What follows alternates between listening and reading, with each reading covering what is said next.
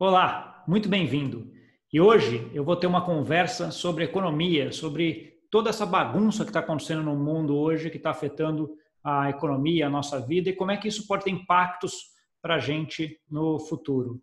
Para isso, eu estou conversando com uma pessoa aqui que eu conversei um ano atrás no programa Câmbio para falar especificamente de como é que era a moeda, a hegemonia do dólar, padrão ouro e tudo isso. Uma pessoa que entende muito de economia, É uma pessoa que é professor, doutor de economia na Universidade Federal do Sergipe, um alemão radicado no Brasil, que é membro do Mises Brasil e também do Mises Estados Unidos, que é o Anthony Miller. Tudo bom, Anthony? Tudo bem, obrigado pelo convite, prazer falar com você, Gustavo. Obrigado. Eu que agradeço, assim, eu fico super feliz da gente ter continuado essa relação e ter esse contato aqui, porque você realmente é uma referência aí quando a gente está falando na parte de economia e na visão dessa escola austríaca, que tanto hoje está sendo falada.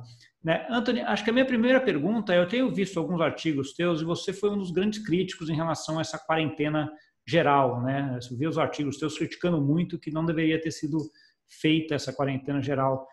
Explica um pouquinho mais por que você acha isso. Bom, o ponto de vista que eu acerco o problema claramente não é da perspectiva medicinal em si, mas das projeções. E nesta área se usa projeções quase no mesmo estilo, mais ou menos, como na economia. E assim, quando eu observei e estudei bem rápido a projeção do Imperial College de Londres, no começo do pânico, eu chamo isso de pânico, me surpreendi, porque eles implicaram quase que está chegando uma massiva onda de falecimentos, de mortos, que não tinha base nos dados. Este foi meu começo da atuação. Disse, este não dá, este é impossível de fazer uma projeção com dados tão pobres, dados básicos tão pobres, e fazer quase uma projeção que estamos realmente de esperar uma grande onda de uma epidemia grave. E depois eu decidi, ok, agora vou pesquisar os dados básicos, e encontrei uma estatística oficial da Europa onde se registra de fato os mortos. Uma posição, claro, sempre se diz, mas esta não se pode duvidar. E tem uma estatística básica como quantas pessoas moram em diferentes faixas etárias e em diferentes países da Europa. Acho que no Brasil também existe algo assim, mas eu pesquisei para a Europa.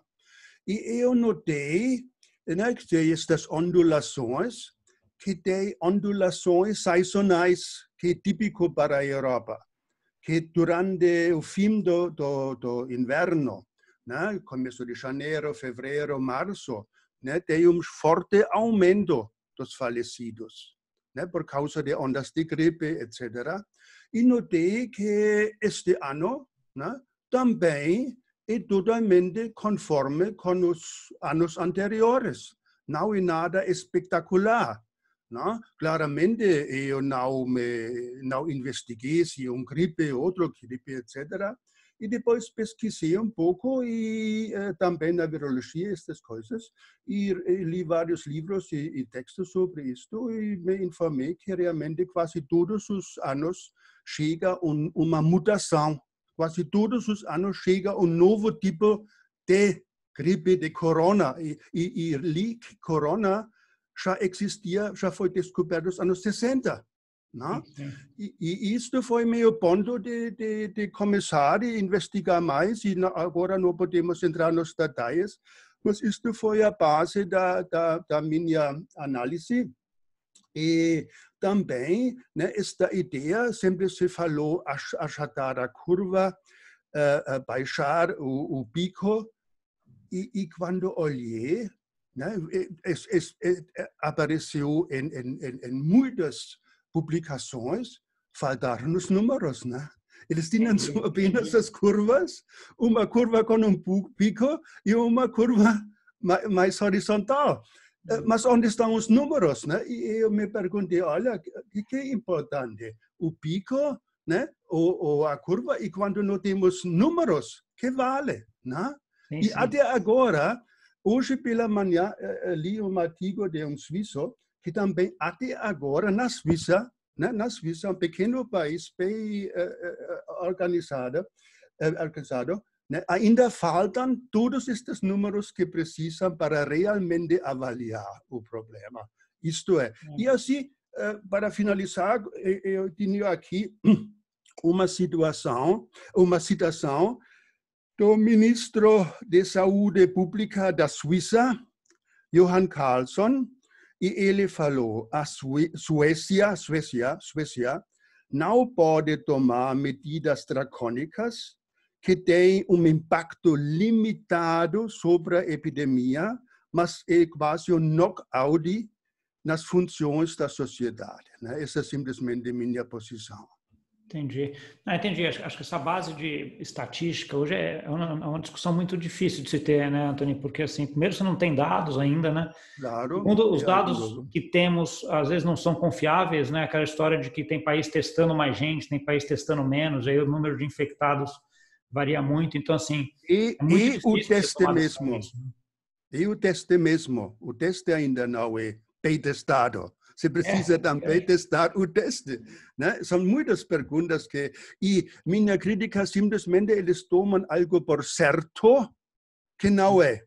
Entendi. Enquanto concordo. os custos da quarentena, eles são certos e são altos.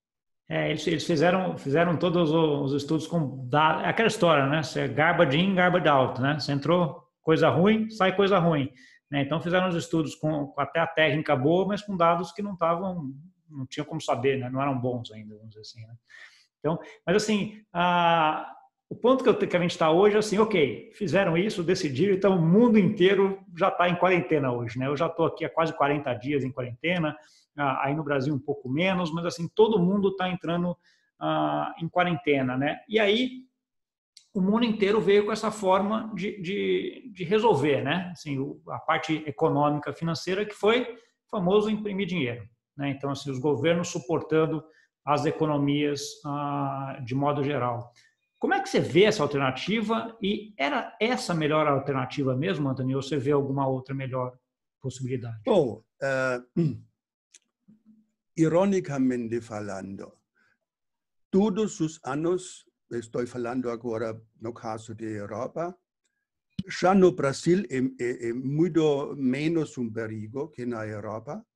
Todos os anos temos uma onda de gripe durante o inverno e no fim do inverno. Quase todos os anos. Estas ondas, às vezes, são mais drásticas e os outros anos menos drásticos. Não? Assim, se se quer realmente se proteger para fechar a economia, você precisa fechar todos os anos a economia e no final você não tem suficientes medicamentos, você não tem alimentação, as pessoas têm pânico, morrem mais de angústia, de preocupações. Não? Assim, a alternativa simplesmente é como se sempre fazia no passado, se cuidar bem, especificamente de fortalecer o sistema próprio da imunidade, né? Comer bem e de produtos saludáveis, né? E se cuidar claramente de uma forma voluntária, sem perder as conexões, sem não perder seu emprego, não se preocupar extraordinariamente para o dinheiro. Não? Quando se produz esta fechadura, o lockdown da economia, se produz uma onda de angústia que aumenta os problemas psicológicos e no final da conta de talvez muito mais falecidos que uma continuação da vida normal com as preocupações de cada para si mesmo e sua família, como sempre foi feito, né? Desde criança, menos no Brasil, não entende problema, mas como eu nasci, cresci na Alemanha, só sabíamos, tá cuidado, viste-te bem, cuida-te bem, etc.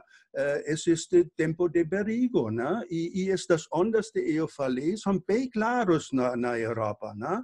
No verão, é relativamente baixo, quase no verão morrem menos pessoas que no inverno, naturalmente na Europa. Acho eu não estudei a onda como é no Brasil, mas parece que no Brasil precisa bastante horizontal, não estas fortes ondas. Não? Sim, sim, Antônio, acho que isso aí tá bem claro, né, que você comentou, assim, você tem esse ponto e o que você falou também eu acho que é bem verdade, né? Você agrega um outro fator psicológico aí, que é o fato da pessoa ter uma outra preocupação com a parte financeira que se o mundo tivesse continuado, ela não teria, né?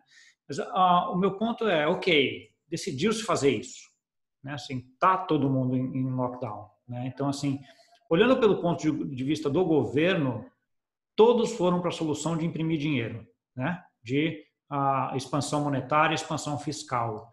A minha pergunta, volto na minha pergunta, era esse o único caminho possível? Né? E, se não, havia uma outra solução possível para resolver esse problema, dado que a economia já estava parada? Bom, se pode dizer, erro tipicamente provoca mais outro erro. E este é o caso. Primeiro, se destrói a economia, na minha opinião, não necessariamente, sem necessidade urgente. Se precisa fazer precauções, etc. Isso é uma outra coisa, claro. Né? Mas a resposta era drástica demais, dracônica demais. E agora se está confrontado com uma economia em uma situação desastrosa. E agora se faz mais erro e pensa que se pode recuperar a economia simplesmente com mais dinheiro. Agora, a lógica é bem simples, acho que qualquer pessoa vai entender. O shutdown, o lockdown da economia reduziu a produção. E agora, com mais dinheiro, vai vir mais demanda. Aqui temos uma discrepância entre a demanda e oferta em termos de dinheiro e em termos da produção real. E pode ser, por causa agora também a demanda é baixa, temos primeiro efeito da deflação dos preços, mas depois, algum tempo, vai vir uma inflação e, como todos os países que experimentaram ondas de inflação, coisa pior e nada resolta. Né? E quase quando se atrapalha uma pessoa com carro por atrás, agora se volta para corrigir e passa de novo sobre esta pessoa, né? Quase um dobro efeito negativo, né? Quase produzindo uma catástrofe econômica. Aí que vem um pouco dessa dúvida aí, a gente vai até discutir, entrar num ponto que a gente conversou na última conversa, que é a Modern Monetary Tier, né? MMT, lá, né? Porque assim, os governos dos últimos 10 anos, praticamente, Anthony, não fizeram mais nada do que imprimir dinheiro, né? Aumentar essa base. Então, assim, você tem o Fed, o ECB aqui na Europa, todo mundo fazendo isso nos últimos 10 anos, e a inflação não veio, né? Então, assim, ou veio muito pouco ali, não veio na proporção do que eles fizeram. Agora eles estão fazendo mais do mesmo. Virar essa inflação, você acha? Por que, o que fez com que ela não viesse nesses últimos 10 anos e vai vir agora? Uma pergunta muito importante de analisar. Primeiro, que é inflação? Né? O nome original de inflação significa expansão de massa monetária. E outro tipo de inflação se chama inflação de preços. Assim, esta distinção é muito importante. Nós tínhamos claramente uma inflação da massa monetária, mas não uma inflação de preços de bens e serviços.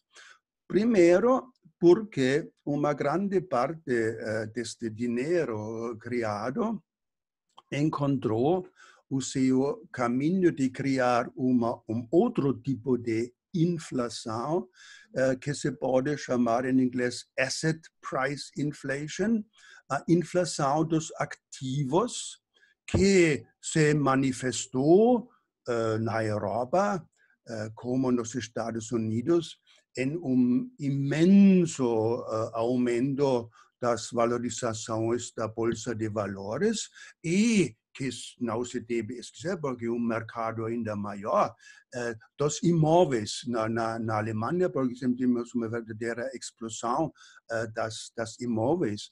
E, interessantemente, né, este também foi uma das causas de lamentar a desigualdade do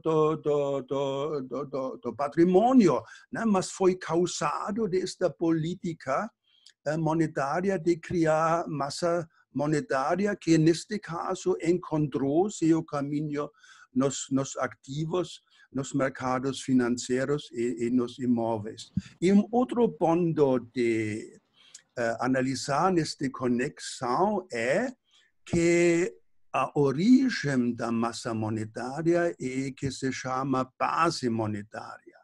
Isto é a origem dos bancos centrais que criaram esta enorme criação de dinheiro, esta liquidez, mas uma grande parte desta liquidez entrou nas contas dos bancos comerciais para se segurar, para estabilizar o sistema financeiro, e eles reaplicaram este dinheiro no Banco Central.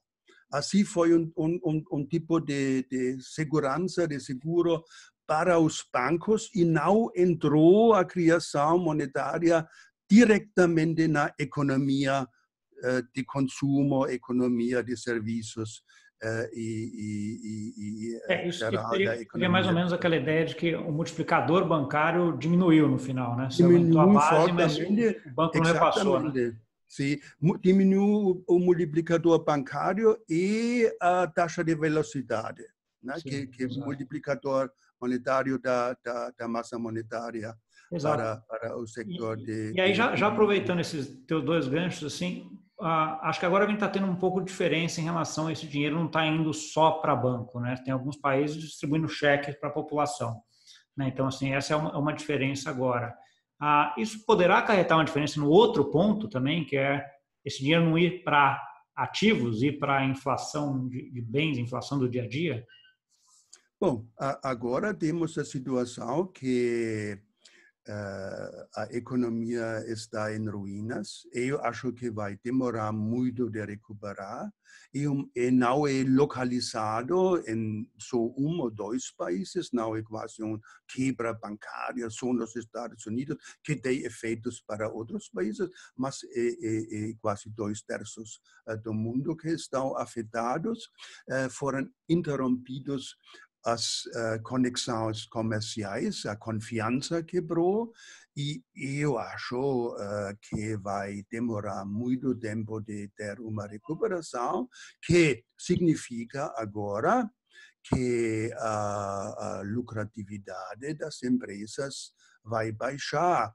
Uma grande parte do que aconteceu era esta enorme redução da taxa de juros, né, que estimulou os lucros, porque os custos de capitais foram baixos, mas estamos já no fim da possibilidade. Em alguns países temos uma pequena taxa negativa, mas muito mais não se pode fazer. Assim, este acabou. E, no outro lado, a economia real está em fraqueza, onde podem chegar os lucros para as empresas nesta situação, né? Só pensamos, também não precisamos pensar em grandes empresas, pensamos quanto tempo agora demora, vamos dizer, restaurante para recuperar.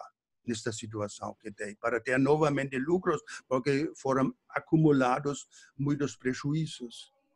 E isso aí, Antônio, ele iria dos dois lados, né? Então, assim, para um cenário onde a gente teria esse problema por um bom tempo, né, da economia não indo para o buraco muito, porque os governos suportam, mas ainda tendo um período longo aí de complicação. Mas, assim, quando a gente olha sobre o desenrolar disso, ele poderia desenrolar da mesma forma como foi lá 2008, 2009, né? Ele poderia ir para uma inflação de ativos e não para uma inflação propriamente dito. O que você acha que vai acontecer? Você acha que a gente vai ter aí um período, obviamente, que vai demorar para recuperar e depois aí vai ser ativo subindo os mesmos, imobiliário subindo, a bolsa subindo, ou efetivamente vai ter uma inflação afetando o consumo? A gente vai ter uma inflação em todos os ativos, em tudo? O 2008, 2009 foi uma crise financeira. Se pode salvar com dinheiro, né? Foi uma grande crise de liquidez que apareceu e foi recuperado com a ajuda de criação de massa monetária. Agora, a grande diferença é que a origem dos problemas atuais é a redução da atividade econômica, quase uma depressão forçada. E a atividade econômica está baixa e a recuperação não é fácil, né? Porque simplesmente a economia não é uma máquina que você pode desligar pela noite como seu carro e pela manhã você liga de novo. Não é assim. Mesmo com carro, como você sabe, se seu carro para mais de, vamos dizer, 3 semanas já tem problema. Mesmo uma máquina. Aqui, com a economia, se pode mais comparar com uma planta que não recebe água e você pode botar tanto água, se pensamos em dinheiro, você bota tanto liquidez e mesmo não se recupera mais a flor. E, claro, alguns recuperam, mas muitas outras não. E assim entramos em um ciclo vicioso, né? Porque o desemprego vai ser alto. Este sector que é mais afetado é menos o sector industrial, que trabalha com capital físico, com máquinas, etc., mas que foi afetado em todo este sector dos serviços E de aí, Antônio, cabeleiros a de restaurantes, onde ainda tem uma enorme massa de emprego e eles vai sofrer fortemente. E aí, deixa eu ver se eu só entendi coisa, porque eu estava querendo olhar mais para frente, a recuperação, né? A tua preocupação hoje, então, é se haverá uma recuperação. Essa posso entender como isso, porque você está dizendo que assim, o negócio foi tão grave e tão espalhado e muito na área de serviço, que é uma área mais complicada, que esses incentivos monetários que estão aí podem não serem suficientes, incentivos monetários e fiscais, podem não ser suficientes para resolver o problema. É isso? Bom, simplesmente não se pode recuperar, mesmo se você recebe dinheiro para o consumo, se os restaurantes, fazemos bem concreto, se durante a crise o restaurante fechou. O restaurante fechou e isto para reabrir não é simplesmente abrir a porta de novo, muitos ficam fechados.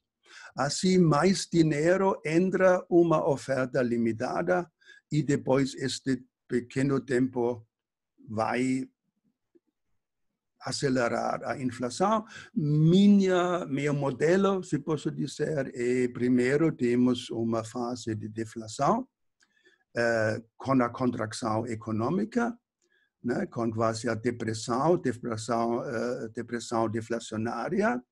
Agora depende muito da reação dos governos, dos bancos centrais que fazem. se continuam com estímulo monetário e especificamente se aplicam esta técnica de mandar dinheiro diretamente para as pessoas, ok, ajuda para sobreviver, mas dado que a produção mundial está ainda em uma contração, mais demanda está choqueado com menos oferta e de este estímulo para aumento de preços, que, e isto é importante, talvez não se mostra claramente no índice de preço, porque é o médio. Nós vamos ter diferentes tipos de preços. Alguns preços vão cair, outros preços vai subir. Assim, com a estatística, temos cuidado de não ter inflação. Né? Mas tipicamente, e também quando coisas estão caras demais, caem do índice. Também não esquecer. Assim, não ter demais confiança no índice de preços, mas realmente olhar, né, que talvez temos uma situação como produtos, vamos dizer, como caros, vai baixar em preços, mas outros produtos, né, como sair para restaurantes ou algo assim, né, serviços em geral, mesmo corte de cabelo, podem subir em preço. Eu tenho até uma discussão que eu estava tendo com um amigo esses dias, que assim, preço de passagem aérea, né? Então, assim, preço de passagem aérea é um que para frente pode ser que suba, porque vai ter menos passagem, Sim, né? Então, assim, sim. ele pode gerar inflação por conta de ter menos oferta, né? Do que a gente tinha, dado que muitas vão quebrar, etc. E o que a gente está vendo, restaurante é outro exemplo, né? Que você vai comentando.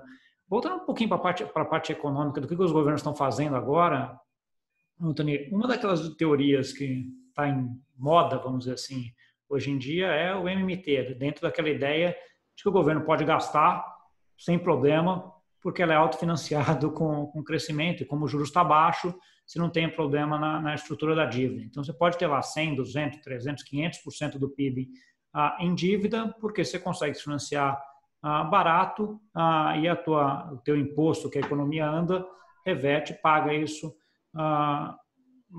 paga isso de volta.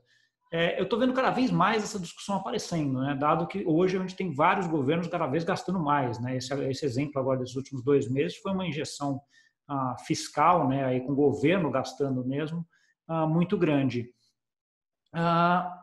Eu lembro da última vez que a gente conversou que você foi muito crítico em relação a essa teoria, dizendo que primeiro ela não era nova, né? E segundo que ela não tinha nada de base, mas desse um ano para cá e nessa episódio agora, ela está se parecendo, pelo menos assim, nesse princípio de que todo mundo está indo para isso, né? Gasta porque depois eu vejo para me financiar, né? Então, assim, como é que você está vendo esse movimento? Bom, a teoria moderna, monetária moderna, Modern Monetary Theory, claramente não é erro de começar com este ponto, que nosso dinheiro hoje em dia é dinheiro do Estado, dinheiro do governo. Na sua olhada, nas notas mostram, isto é a origem de nosso dinheiro e o Banco Central tem a autoridade de criar tanto dinheiro como se quer. E quando o Banco Central é sob a autoridade do governo mesmo, se pode corretamente dizer que o governo central sempre vai ter suficiente dinheiro para pagar qualquer tamanho da sua dívida. Assim, a ideia do MMT é o seguinte, né, que baseado nisto, o governo pode pagar e gastar tudo que quer, tudo que está necessário. Porém, mesmo os autores desta teoria reconhecem bem que quando o governo gasta demais, vai ter inflação de preços. Agora, sua recomendação é, com o mesmo mecanismo, quase em vez de pensar tanto no Banco Central, pensa no orçamento. O orçamento gasta cria moeda para os gastos e como reduz o orçamento do Estado a massa monetária. A resposta deles é os impostos. Agora, se o modelo diz basicamente o governo pode gastar sem limite até o ponto que a inflação se mostra, e se a inflação de preços se mostra, o governo vai aumentar os impostos e retirar esta massa em excesso monetária. Bom, ok, mas alguém acredita que quando a inflação de preços chega, os governos vão aumentar os impostos? É a mesma coisa como o keynesianismo, foi a mesma história, ainda mais radical, não? Que aumentam primeiro os gastos e quando chega o problema não retiram, não voltam. E esse é o problema. Assim implica quase minha hipótese ou prognosticação que o risco no futuro, mais longe, primeiro acho mais deflação, vai ser uma onda de inflação, se os governos se comportam assim. Entendi. Ótimo. Olhando para um outro aspecto agora, Antônio, uma coisa que a gente conversou lá atrás é que, assim, você comentou que um dos calcanhares de Aquiles ali da libra esterlina perder a hegemonia mundial que ela teve durante praticamente o século passado inteiro foi um grande crescimento de dívida, né, grande parte dessa dívida com os Estados Unidos. O que a gente está vendo agora é que os países estão cada vez se endividando mais, né, e basicamente os países do Ocidente, né, Europa, Estados Unidos, se endividando mais para fazer esse ajuste desses últimos 2 meses, aí, 1 mês e pouco, né, em relação ao país da Ásia que estão lá, de certa forma, tranquilo, e aí falando nominalmente da China, né? Seria isso daí também um acelerador para que a gente tenha para mais rápido uma queda da hegemonia do dólar, que é o que teve aí nessas últimas décadas? Bom, agora podemos dizer o jogo está novamente aberto, não? Esta crise tem impactos negativos não somente para a Europa, Brasil ou Estados Unidos, mas talvez ainda mais para a China, né? China cresceu com crescimento liderado pelas exportações e cresceu em exportar produtos em todos os mundos. E agora isto está acabando, no mínimo reduzindo, talvez reduzindo fortemente.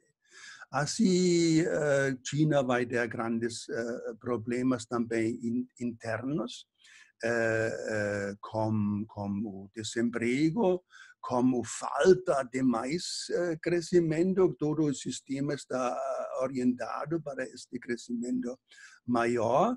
Não? Uma coisa que já vamos ter o Brasil mais acostumado de se acomodar com esta situação, não? Esta redução das expectativas.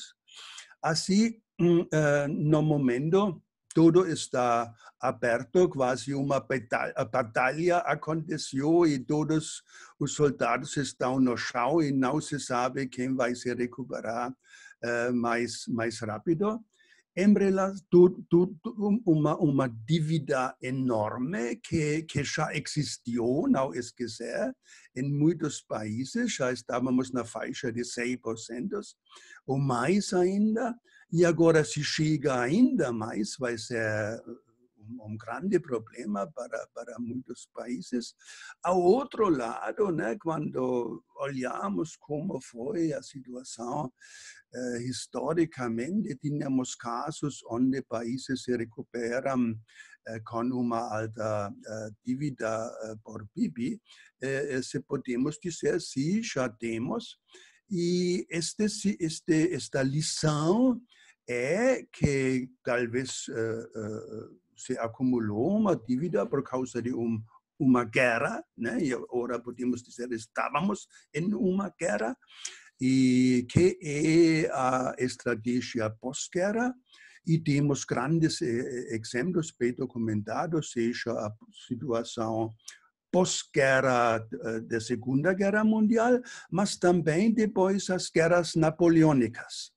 E quando se estuda a recuperação dos países depois das guerras napoleônicas, começando quando primeiros anos depois da derrota de Napoleão, vamos dizer 1820 mais ou menos, né?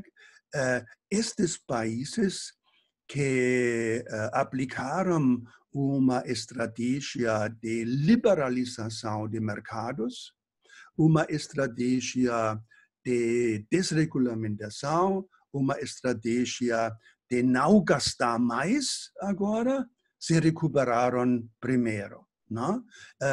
Mas estes países que agora tomavam esta enorme dívida para ainda aumentar os impostos, regulamentar mais, socializar mais, regular mais, não tinham uma recuperação que demorou de se realizar, quase entraram em uma continuação da estagnação. Não?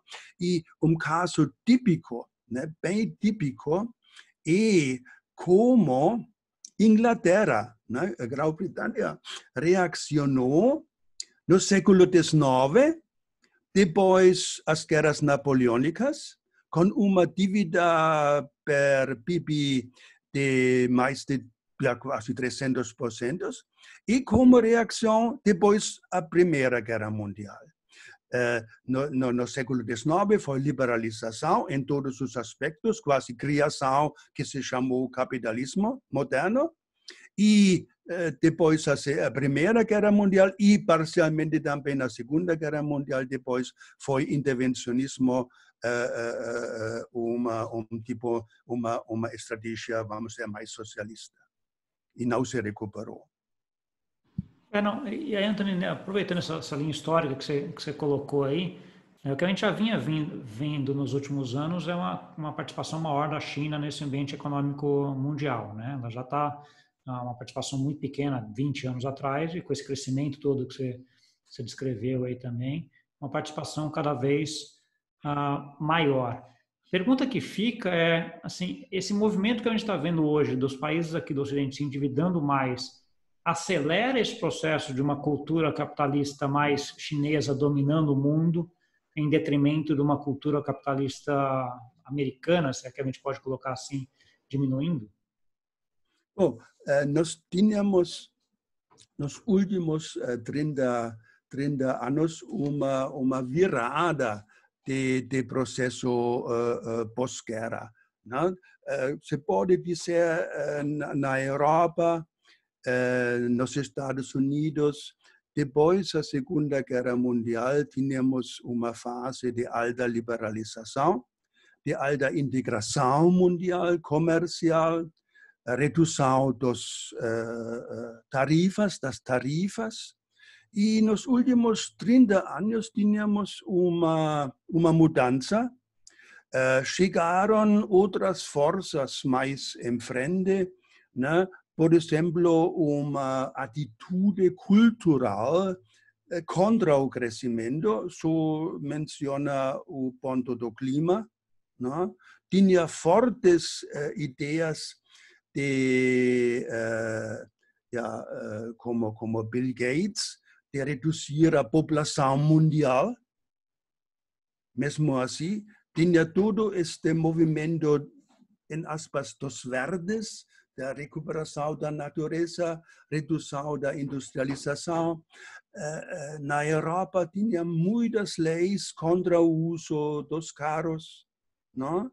Assim, tínhamos uma outra tendência de quase já reduzir a dinâmica econômica, não? E, no mesmo tempo, este foi combinado com uma imensa inflação da massa monetária que deixou os mercados financeiros explodir. Agora, esta situação que temos atualmente, quase o vírus, né, se pode dizer o vírus, né, foi catalismo, uma iniciação para fazer este sistema que já era frágil em si de entrar num colapso. Assim, o coronavírus não é a causa principal, é mais ponto que deixou este sistema de cair em pedaços. E agora chega o grande tarefa, que caminho vamos tomar depois. Agora é chega uma luta, em aspas, luta cultural, intelectual, que caminho vamos andar. E historicamente, acho é claro, teoricamente é claro, se se quer continuar com certo nível da prosperidade, se precisa voltar, em certo sentido, para uma economia mais livre, uma grande chance. Eu acho, mas talvez a prova vai só chegar em décadas, que agora temos estes países que escolhem seu caminho, e estes caminhos dizem, ok, nós vamos agora fazer uma aposta em favor de mercados livres, mesmo talvez no começo um pouco mais difícil, no final da conta vai ser os novos vencedores. Estes países podem ser em lugares que não se espera. Podem ser na África, por exemplo, eu acho às vezes, onde já tem tendências nesta direção, que era fantástica, por exemplo, né? Enquanto talvez países que conhecemos como países prósperos, como na Europa, talvez continuam ainda piorando a situação. E o Brasil, na minha perspectiva, de todas as opções. O Brasil é uma grande chance de tomar a decisão forte nesta situação, e a decisão correta se anda no caminho de mercados livres, como foi feito, por exemplo, na Alemanha pós-guerra, né? Com esta toda catástrofe da economia, uma rápida recuperação em favor de mercados livres contra o conselho de muitos experts. Não esquecer. Acho que essa parte do mercado livre, eu corroboro totalmente essa tua opinião. Acho que quanto mais se deixar o mercado atuar, melhor se acaba tendo o equilíbrio, né? Mas, de qualquer forma, olhando do ponto de vista da moeda especificamente, Anthony, o que a gente sempre teve aí foi algumas brigas. A gente teve nas últimas décadas uma hegemonia grande do dólar, né, que contrabalanceava durante o período da Guerra Fria lá contra a Rússia, né? Não era nem a Rússia, não das repúblicas socialistas soviéticas, né? E as duas eram poderios econômicos, militares e culturais, né? Então, assim, hoje você não vê um contraponto em relação ao dólar que tem essas três influências, né? Talvez a China, voltando a ela, seja mais perto disso, né? Mas ela não tem um poderio militar, um poderio cultural, pelo menos aqui não no Ocidente, tal qual a Rússia queria colocar a União Soviética queria colocar na época dela. A gente poderia ter um cenário onde a gente tivesse uma moeda mundial onde de algum país ou eventualmente de alguma outra situação, onde você não tivesse essas três coisas juntas, né, que é um poderio econômico, militar e cultural? Bom, a lado já existia uma moeda mundial até o começo da Primeira Guerra Mundial, e este foi o ouro, né? Grande parte dos países adoptaram o padrão ouro, e assim tinha quase, mesmo se você tinha sua própria moeda nacional como papel, foi ancorada no ouro, e assim se sabia, em aspas, o valor e não tinha problemas com a taxa de câmbio, e especificamente o mecanismo de padrão de ouro não permitiu grande excesso de acumulação de déficits. E este mudou com o sistema Bretton Woods. Foi o interesse dos americanos de se estabelecer como poder mundial. Claro, todos os países, todos os governos que podem fazer, né? Quando outro país era mais forte, procurava também assinar contra os americanos neste sentido. E foi instalado padrão de dólar ligado ao ouro. Mas este foi cortado em 72. Com Bretton Woods na década de 70, né? Então, 70. E talvez agora chegamos a este padrão do dólar puro, né? Dólar standard, e que foi uma imensa vantagem para os Estados Unidos para se tornar o império mundial, porque assim, para os Estados Unidos já valia o MMA, dinheiro sem limite, porque todo mundo aceitou o dólar. E com o dólar se pode comprar qualquer coisa em todo o mundo, né? Diferente das outras moedas, o real vale aqui no Brasil, mas já em Argentina já tenho dificuldades de comprar uma coisa, enquanto eu acho em Zimbábue ou qualquer outro lugar do mundo posso comprar com dólar. Assim, era quase a cultura americana, o militar americano, a influência política americana, né? Sempre está baseado em massa de aceitar mundialmente este dinheiro. E quando temos uma moeda fora de uma nacionalidade, não temos a base que um outro país, ou qualquer país, se torna hegemonial. Ja, é quase impedido, automaticamente impedido por causa desta situação. Os ingleses fizeram bem inteligente porque estabeleceram o padrão do Libra, né, na sua região. Né? Mas se temos uma moeda realmente global, que está aceita em todo o mundo, que não tem a chance que país se torna quase um novo império. Entendi. Então você acha que será ser substituída por uma outra moeda de outro país? Vou aproveitar então já a pergunta, lustrar a bola de cristal para ver como é que ela está. Como é que você acha, Anthony, que a gente vai estar em termos de moeda daqui, sei lá, vou supor, 10 anos? Você acha que o dólar ainda terá o papel de hegemônico que ela tem hoje ou não? Com moedas, né, tem muito costume, né? Quase qualquer pessoa no mundo pode identificar o dólar, simplesmente olhando o dólar sabe que é o dólar, né? Quase se comparamos com outras moedas. E este é um efeito de tradição.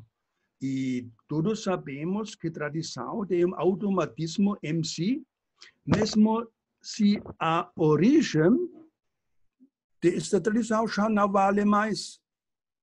Não? Assim, muitas tradições, por exemplo, que qualquer país tem, não? Já perdeu muito de seu sentido original e continuam quase simbolicamente já. Assim vai demorar estes processos. Isto eu aprendi no toda minha carreira como economista. Sempre foi claro que coisas não podem continuar. Isto às vezes foi bem claro. Demorou, que eu pensei no começo vai demorar 1 ano, 2 anos, 3 anos, demorou 20 anos depois se realizou. Porque o mecanismo de tantas formas entre si se continua. Né? É pouco, nós somos seres humanos de costume, como se diz, né? De tradição, em qualquer forma. E assim este vai. E mesmo se diz que tenho e ruim, o meu ruim, a nova coisa pode ser melhor, mas eu não sei. Falta experiência com a nova coisa. Né? Quase é uma assimetria. Né? Mesmo se o dólar não é perfeito, se tem grandes problemas com este sistema atual, o outro apenas pode ser melhor, mas não tenho certeza sobre isto. E assim vai demorar, mas o processo está em andamento. Nós temos vários tipos de moedas eletrônicas, mas também tem a ideia de uma volta para o padrão ouro. Tudo é possível, uma combinação de ouro e moeda eletrônica. Eu acho que talvez esta direção, porque só eletrônica falta esta confiança, mas se esta moeda eletrônica tem um tipo de âncora, né? Todas as coisas de moeda têm a ver com confiança, e confiança se cria passo a passo.